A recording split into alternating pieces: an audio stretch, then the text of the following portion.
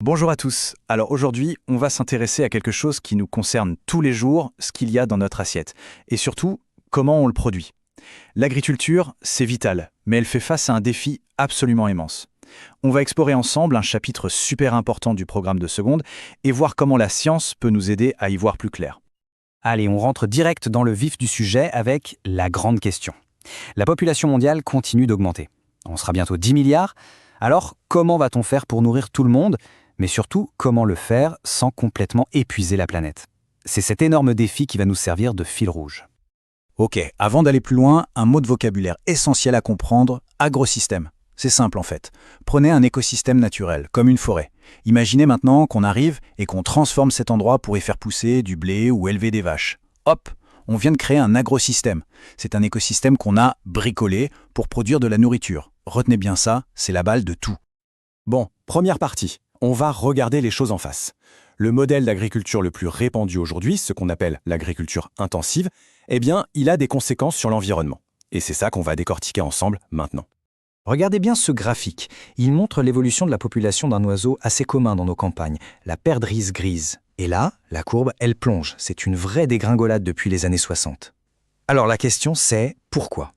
Que s'est-il passé pour que cet oiseau disparaisse de nos champs ? Et la réponse, elle tient dans une sorte d'effet domino. Suivez bien le raisonnement.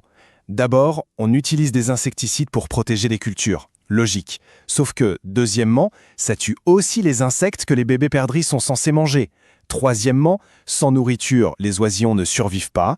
Et enfin, quatrièmement, la population de perdrix s'effondre. C'est l'exemple parfait pour comprendre que dans un écosystème, tout est connecté. La disparition de la perdrix, c'est une perte pour ce qu'on appelle la biodiversité. Ce mot, on l'entend partout. En gros, c'est toute la richesse, toute la variété du monde vivant. La variété des espèces, bien sûr, mais aussi, et c'est important, la diversité génétique à l'intérieur d'une même espèce. Et cette diversité un peu cachée, on va voir qu'elle est absolument cruciale pour notre alimentation. Accrochez-vous bien. Ce chiffre, 4. Juste 4 plantes, le riz, le blé, le maïs et la pomme de terre, fournissent plus de la moitié de toute l'énergie que l'humanité consomme. C'est fou, non ? Et ce n'est pas tout. Prenons le riz. Il existe plus de 100 000 variétés différentes. Mais dans nos champs, on n'en cultive qu'une toute petite poignée. C'est comme si on avait mis tous nos œufs dans le même panier.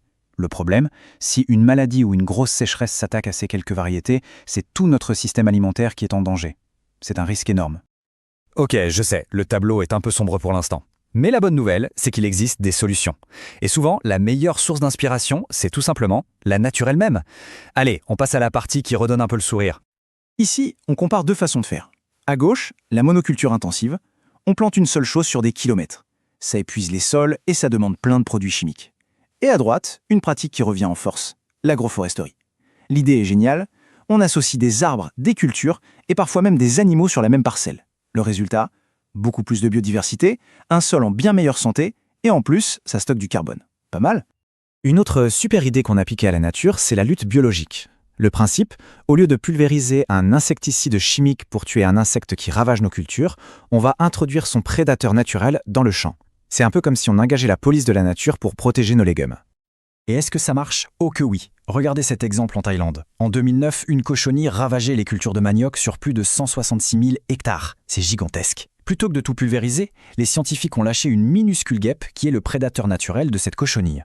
Le résultat est juste dingue. En 2 ans, la surface infestée est passée de 166 000 à moins de 11 000 hectares. C'est une division par 15, sans un seul produit chimique. Allez, petite pause méthode. Et franchement, c'est peut-être la partie la plus importante de cette explication. Je vais vous donner une sorte de couteau suisse pour analyser n'importe quel document en SVT, que ce soit un tableau, un graphique, n'importe quoi. C'est une méthode en 3 étapes toute simple. Suivez bien, ça va vous servir tout le temps. Voilà notre document cobaye. C'est un tableau de données qui mesure l'érosion du sol, c'est-à-dire la quantité de terre qui est emportée par la pluie par exemple. On regarde comment ça change en fonction de la pente du terrain et de ce qui recouvre le sol. On a 3 cas, la forêt, un champ d'ananas où on a laissé les résidus de culture par terre, c'est ce qu'on appelle le paillage, et un champ d'ananas où la terre est laissée toute nue. Première étape, j'extrais. C'est la plus facile. On met son cerveau en mode robot. On ne réfléchit pas. On lit juste une donnée précise. Par exemple, je prends la ligne pente 20% et la colonne ananas sur sol nu. Je lis la valeur dans la case 410. C'est tout.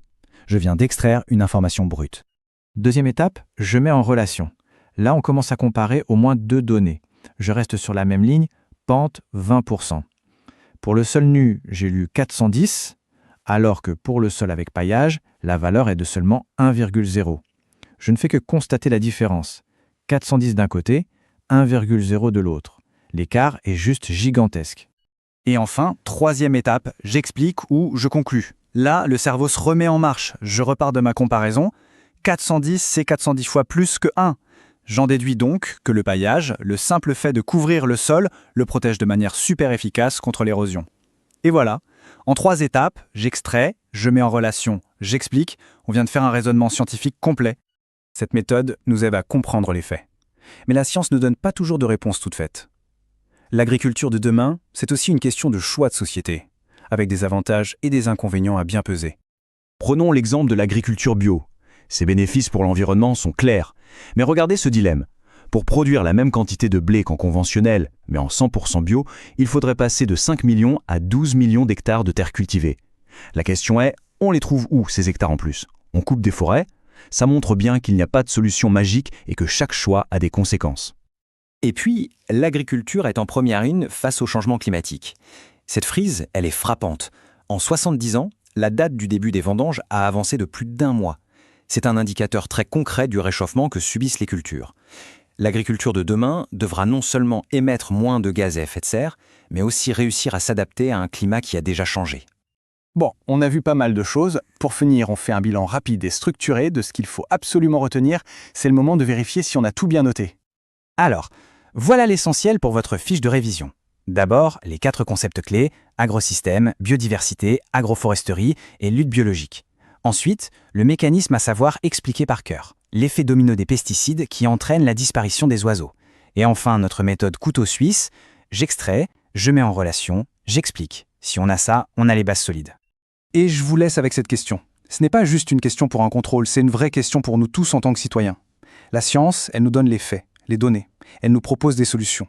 Mais au final, quel type d'agriculture voulons-nous? Quel équilibre trouver entre la productivité et la protection de la planète? C'est à notre génération de répondre. J'espère que cette analyse vous a aidé à y voir plus clair. Si c'est le cas, n'hésitez pas à mettre un pouce bleu pour soutenir ce travail et à vous abonner pour les prochains chapitres. Et partagez si ça peut aider d'autres élèves.